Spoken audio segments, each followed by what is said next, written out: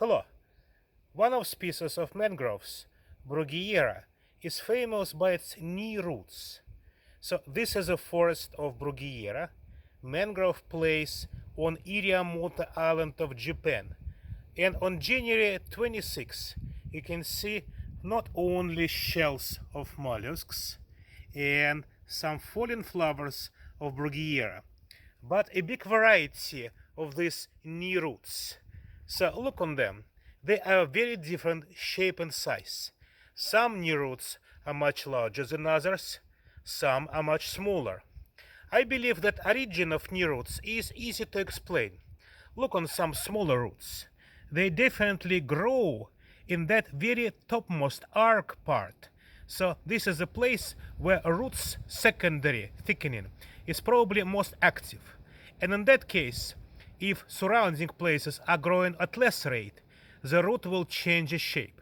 It starts to be arc-shaped or knee-like.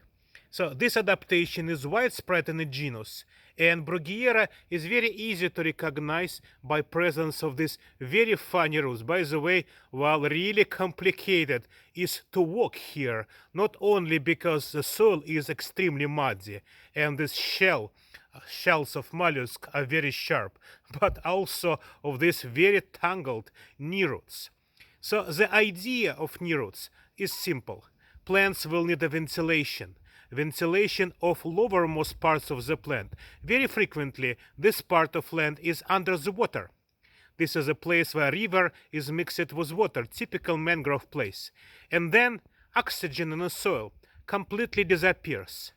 That in anoxic environment without oxygen, is really dangerous because roots can simply die without respiration. So they actually respire like we are, like animals.